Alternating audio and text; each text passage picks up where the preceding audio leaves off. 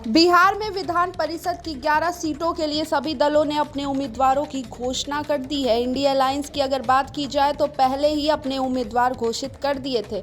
NDA में JDU से नीतीश कुमार ने पहले ही नामांकन कर दिया था। भाजपा के उम्मीदवार भी घोषित हो चुके हैं।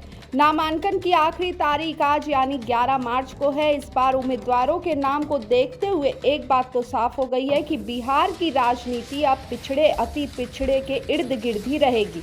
अगड़ों के नाम पर एनडीए और इंडिया अलायंस में सिर्फ एक नाम भाजपा के मंगल पांडे का ही दिख रहा है, यानी 11 में से एक सीट पर अगड़े वर्ग के लिए आरक्षित की गई है। अनुपात देखें तो ये 10% से भी थोड़ा कम है। अगड़ों की आबादी के लिहाज से उम्मीदवार की संख्या को गलत नहीं ठहराया जा सकता, लेकिन आज़ादी के बाद से राजनीति में अगड़ों का जिस तरह से वर्चस्व रहा है उससे स्वर्ण समाज को तकलीफ जरूर होगी। 14 मार्च को नामांकन पत्र वापस लेने की आखिरी तारीख है और 21 मार्च को इस पर वोटिंग होनी है।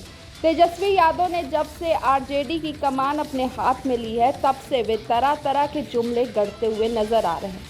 कभी वे आरजेडी को एमवाई की जगह ए टू जेड की पार्टी बनाने की बात करते हैं तो अब BAAP का राग अलाप रहे। हालांकि इंडिया अलायंस के उम्मीदवारों की सूची देखें तो BAAP की झलक भी नहीं दिख रही है।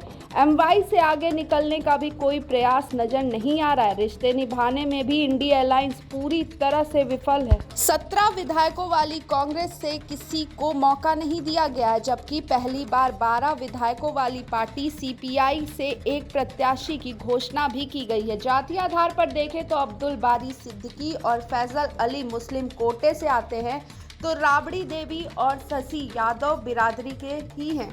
उर्मिला ठाकुर अति पिछड़े समाज से आती हैं। माले ने भी जिसे उम्मीदवार बनाया गया है वो भी यादव समाज के ही हैं।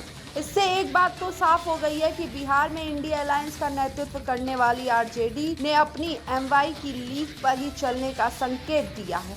तो अब आने वाले समय में कौन किस पर भारी पड़ता है वो भी आपको दिखाएंगे सिर्फ और सिर्फ न्याय 24 न्यूज़ पर।